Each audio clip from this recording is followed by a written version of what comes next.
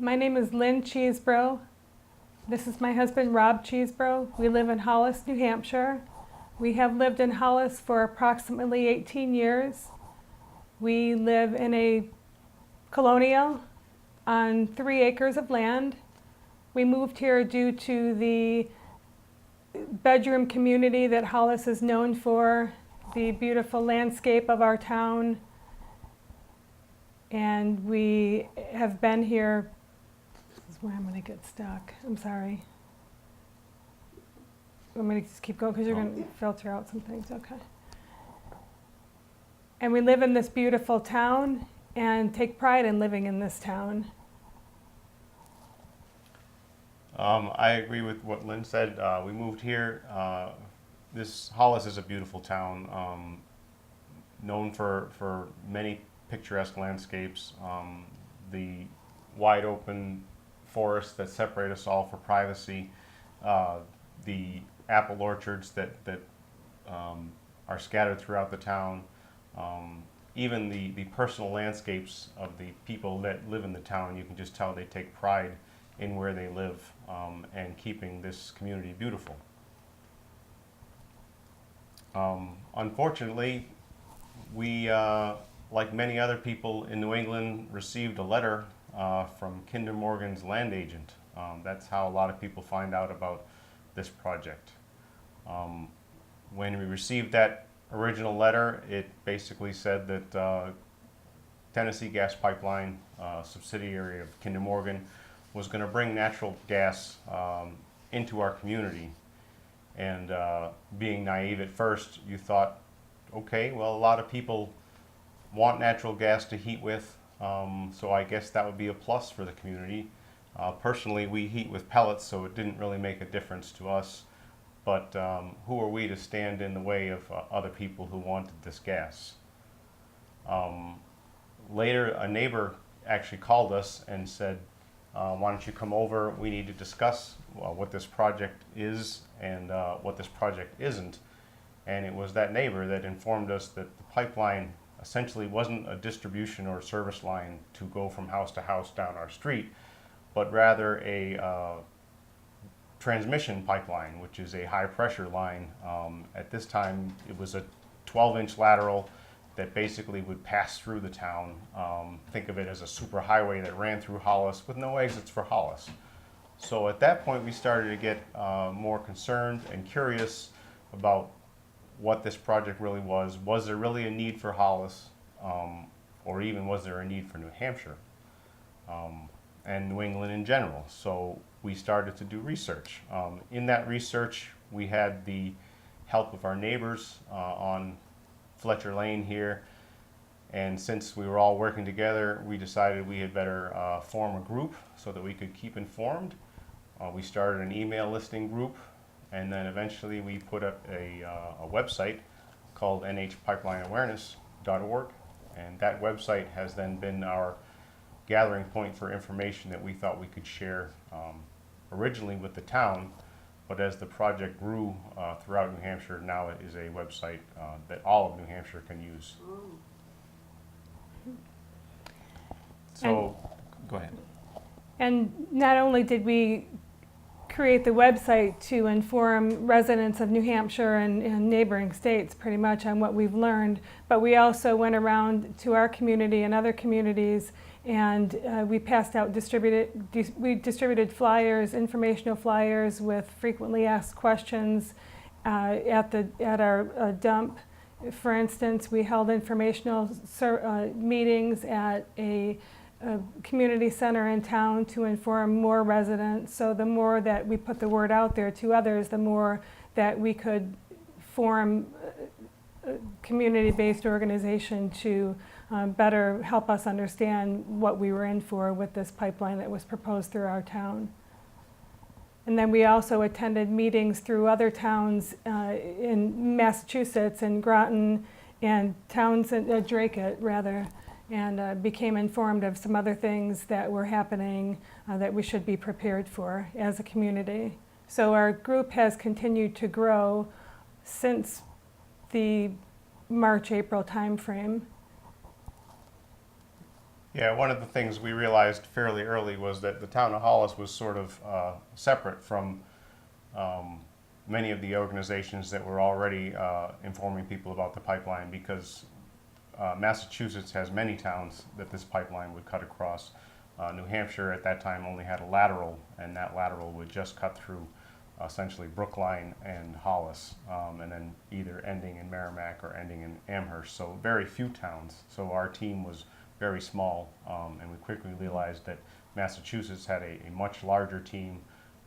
Their websites and their groups like No Frack Gas in Mass and Mass Plan, the Chesebrough Conservation Trust, we learned a wealth of information from those groups in Massachusetts, and we joined with them to help them spread the word, using the facts that they'd already gathered about this project and why it was so wrong for New England in general. A couple of things we've also done is we went in to join the Rolling March in Massachusetts. So we partnered with them in their efforts to stop the pipeline, and we took that Rolling March and extended it through the town of Hollis, and thought that we would again partner with them to show our support. It's not just one of us, one resident that's going to stop it. It's not one town that's going to stop it. It is a collective effort that is very important to this cause.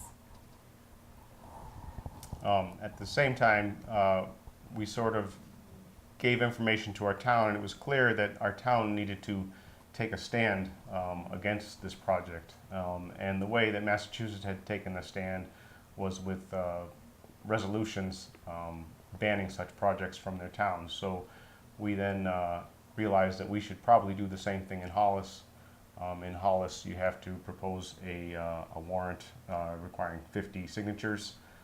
So we manned the transfer station, collected over 100 signatures to make sure that we could demand our Board of Selectmen would have a special meeting, and we could have this non-binding resolution voted on. So we drafted the non-binding resolution, and we took it to our selectmen and proposed that we have such a action. We did not want to work at all against our selectmen, so we actually, let's call it, hinted to the fact that we were going to do this resolution. We actually sent them a copy early, and then when we went to the town meeting to propose this resolution, they came back with their own 13, I believe, warrant articles of reasons why Hollis did not want this pipeline. So rather than pursue our non-binding resolution, the town Board of Selectmen had their own resolution drafted, and then announced a special town meeting, and Hollis went to the special town meeting. The residents showed up. There were 419 residents, I believe, and the vote at that meeting to enact the resolution was 419 to 1, I believe. Yes. So there's always one that doesn't agree, but it was very close to unanimous that Hollis was not in favor of this pipeline. Mm-hmm.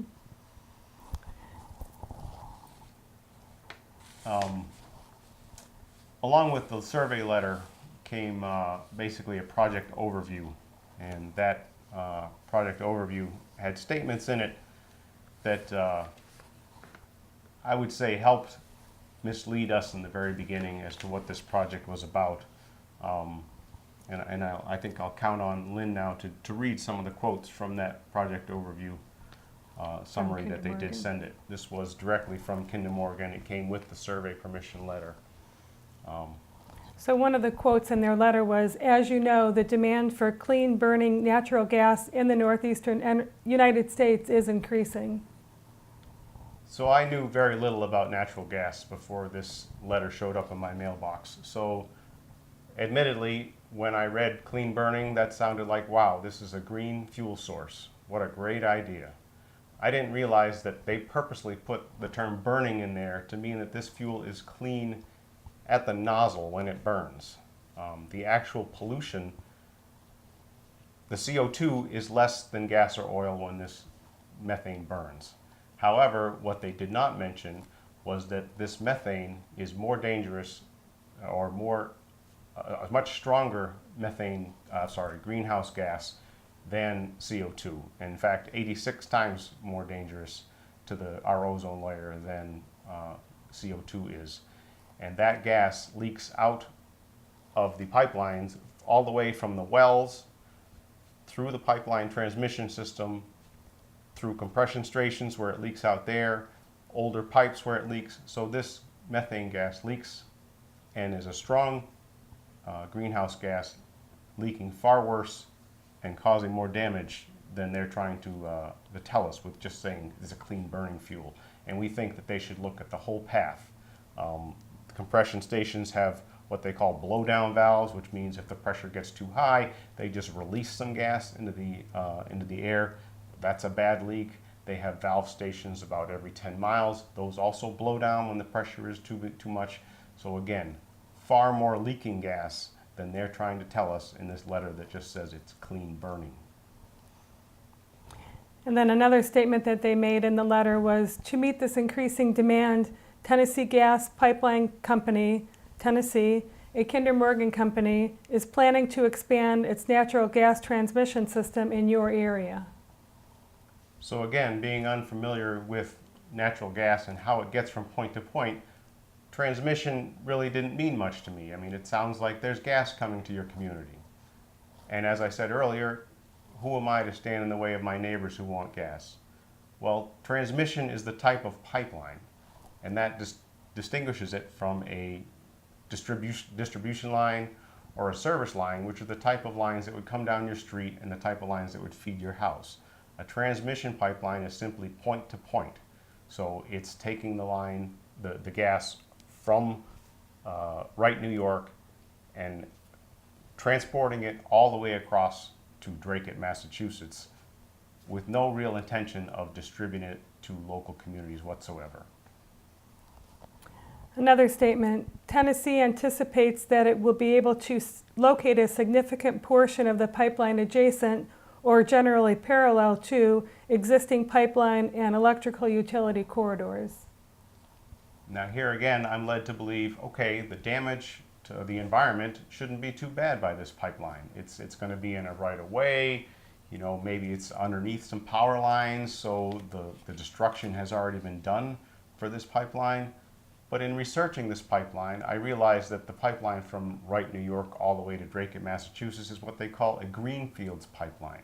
The definition of a greenfields pipeline would be a pipeline that does not use right-of-way. Instead, it would take private land, public land, conservation land. It would divide forests. It would take down trees that are 50 to 100 years old and just leave them instead a grass patch where the forest used to be.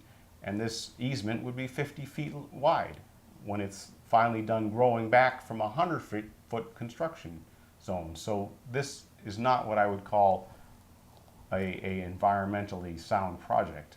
This is far more destructive than they hinted in their original proposal letter. Exactly. Another statement they made was that this expansion project is developed to meet increased demand in the United States Northeast for transportation capacity for natural gas. So here again, I'm trying to think, am I being selfish and blocking a gas pipeline that's for the better good of New England? As you study the demand for this pipeline, you realize that the demands they're talking about were for peak periods on the coldest days of the winter. And those peak periods occur for short hours, maybe an hour and a half in the morning and an hour and a half in the evening, when gas is needed both for heat and gas is needed for electricity generation. And that would be a strong demand spike. Now those strong demand spikes were also limited to between 10 and 27 days last year. So we're not talking about a round-the-clock problem. We're not talking about around the calendar, around the day, around the year problem. We're talking about a dozen or 2 dozen spikes, and for an hour and a half to 3 hours during the day. That's a very small problem and not a large problem. And with those spikes, the demand for the gas is about 0.5 billion cubic feet per day. The pipeline they're proposing is 2.2 billion cubic feet per day. That's nearly 4 times what our demand was. So again, they state the demand is for New England, but clearly this gas is destined for somewhere else. In Kinder Morgan's presentation to residents at a public meeting back in our town and in other towns, well, especially in our town, they had talked about our governor, and if you want to. Yeah, this is a slide from the Kinder Morgan presentation, which clearly shows our governor, Maggie Hassan, down in the corner. Again, as a naive resident, I think this means Maggie Hassan is supporting this project. And again, I'm standing now in the governor of New Hampshire's way. Well, come to find out, Maggie Hassan was one of the 6 governors to say we needed more gas in New England, but she did not in any way sign up for this Kinder Morgan pipeline. This is just the governor saying that she agrees that there is a growing need for gas, but she did not in any way say that Kinder Morgan is the only way we can get that through this NED pipeline. Mm-hmm. And then to further, let's say, alarm us about what this project is about, the following map surfaced as well. In this map, it shows the path of the gas from Wright, New York, across to Drake, Massachusetts, which is a natural gas hub. And then there's this blue arrow heading up to Canada. This was of great concern to us because, again, we're hearing natural gas for New England, natural gas for New Hampshire, and then they show this arrow going north to Canada. What we now have learned is that that pipeline is, or was, an import pipeline where gas would flow into New England from an import terminal in Canada. That pipeline would be reversed, and instead gas would now flow from New England out to Canada, to this export terminal, and then be sold overseas. So this demand problem we had suddenly becomes an excess that we can now export. Due to the inflated capacity. Yes. And what they've been touting for us. Great. So in this project, a key word for us has always been need.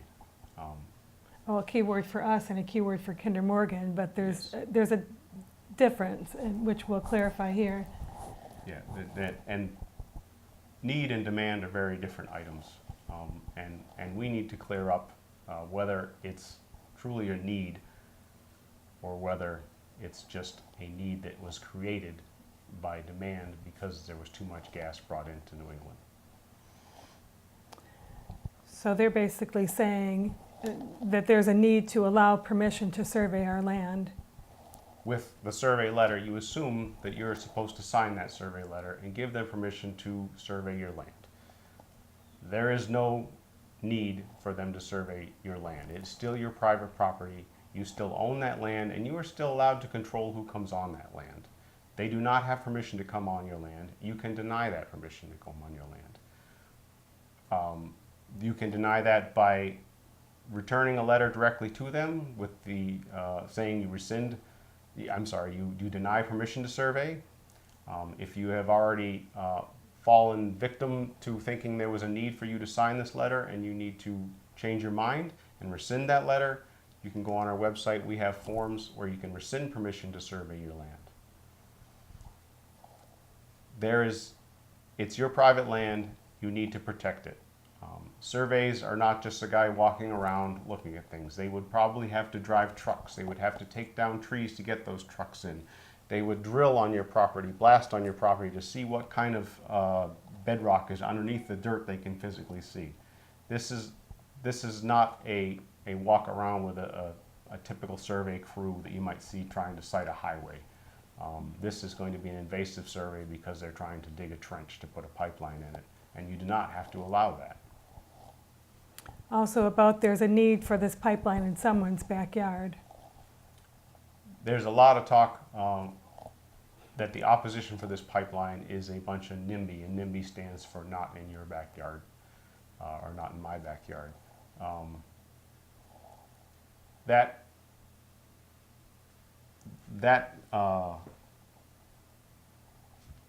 want to say that segment of people that believe that the only reason we're opposed to this pipeline is because it comes from our yard are just haven't been informed about what the purpose of this pipeline is yet. I believe that once they read the facts about how much gas New England needed, which under the low demand scenario is no gas whatsoever, and then they realize that Kinder Morgan Tennessee Gas Pipeline is trying to put in a 2.2 billion cubic foot pipeline, they will realize fast that this is not needed, and there is no reason to give up your property. There is no reason to give up your backyard. So it does not belong in my backyard, and it does not belong in anybody's backyard. This pipeline is not necessary. Mm-hmm. And that there's a need to partner with a pipeline company allowing an easement. So if you're unfortunate to have your property cited for this pipeline, they're going to try to convince you to sign an easement to allow them to put that pipeline on your property. You do not have to allow that easement. They will even offer you a one-time payment that says that we're going to pay you for this land that we're going to steal from you permanently. You don't have to take that deal. If you do take that deal, you're now in a partnership with the pipeline company. Part of that partnership means you agree to the liability if anything happens on that easement. You agree that that they can come inspect your land anytime they want and walk that easement. So you've given up your privacy as they can come down this pipeline easement anytime they want. Again, this is not something you need to do. This is a choice. If you choose not to allow the pipeline company to have an easement on your property, you choose not to be in a partnership with the oil company, you can force them to use eminent domain. Eminent domain is not in Kinder Morgan's best public interest. If they have to build this entire pipeline by stealing New England land, it won't go through. They are going to count on people taking this check, and this check will not cover the full property loss that you're going to take. It will not cover any sort of liability. It will not cover you should your mortgage company determine that you are now in violation of your mortgage because you allowed a utility easement on your property and they ask you to pay that full amount of your mortgage. It doesn't cover any of that. Nor does it cover the need for more gas in New England to prevent an electricity crisis. The word crisis is often used, and to me, if there's a natural gas crisis in New England, that means that a pipe has run dry. There is no more gas in that pipe. No one has told me ever that that has been the case. What we have learned is essentially people buy contracts, and those contracts guarantee them space in the pipe. That doesn't mean they've used all the gas in their space. It means that they have the right to that gas in the space.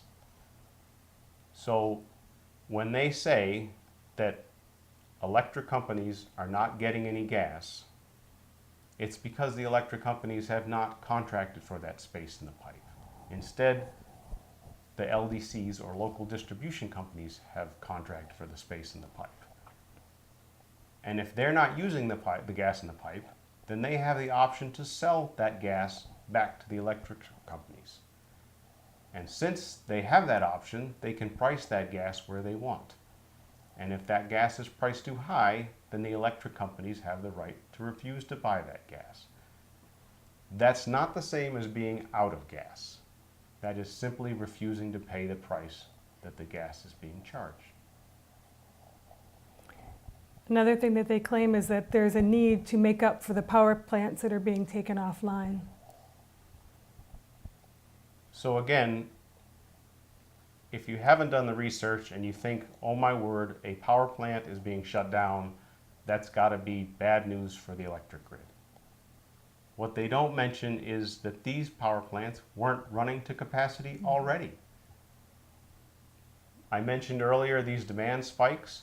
If you have a power plant that is simply brought online, whether it's oil or coal, to meet these demand spikes, then you can't worry about the other 340 days a year where that pipeline was that electric generator was closed anyway.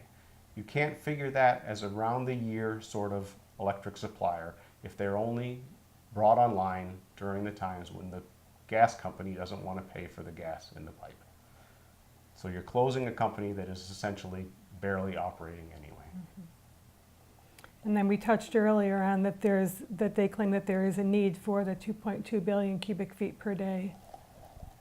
There is no reason to build a pipe through New England with 4 times the demand. There is nothing out there shows that gas demand in New England is going to grow that fast.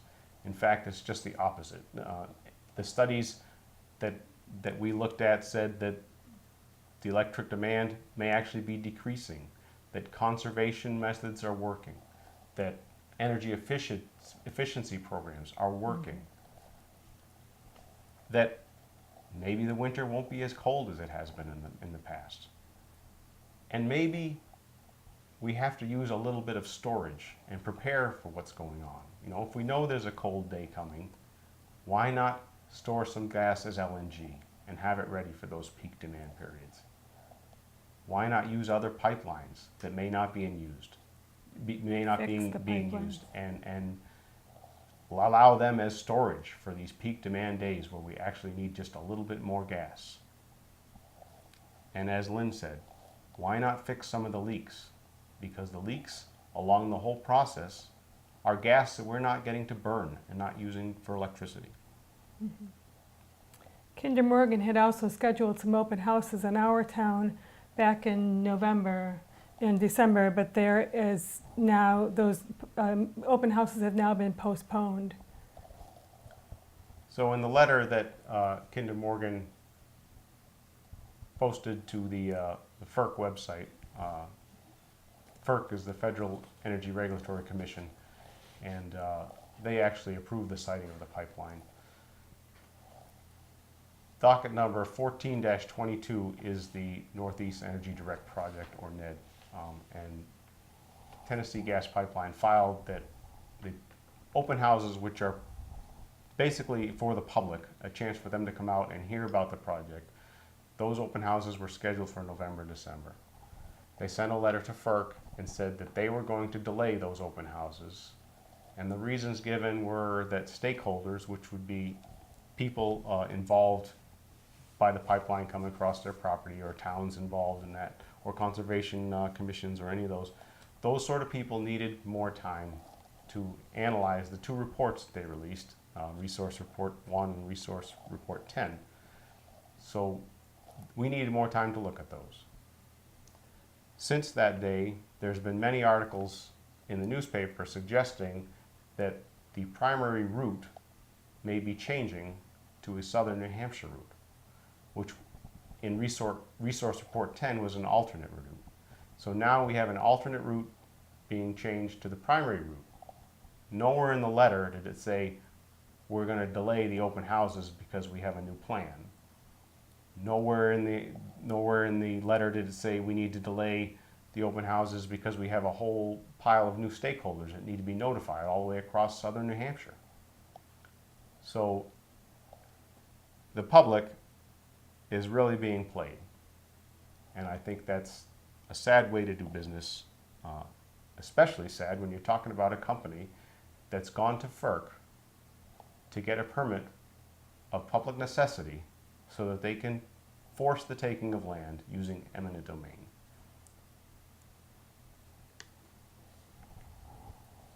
So I think you people have really done your homework and swallowed a lot of information over a very short crunch of time. We have. Yeah, and working with your group and your community, and I see these signs now as soon as I came into New Hampshire. So it looks like you're ready to take on Kinder Morgan and FERC. We are ready. We've written letters to FERC on a couple accounts. I actually wrote FERC a letter telling them in no uncertain terms that I do not want them surveying my property. I said that I listed several reasons as to why I didn't want them on their property, mostly because this is a profit venture, and they didn't list any of the reasons that they need to make more money by cutting shortcuts and coming to survey my land for free. We're a small town in Hollis, and a very small group within that town, so our voice is very quiet, and we have been doing our best to wear the no pipeline shirts, to put up the signs around the town, to advertise this event. Building awareness is an important part of what we do, and it's on our side, because I believe the more people learn about this project, the more they realize that it's not what they're being told it is.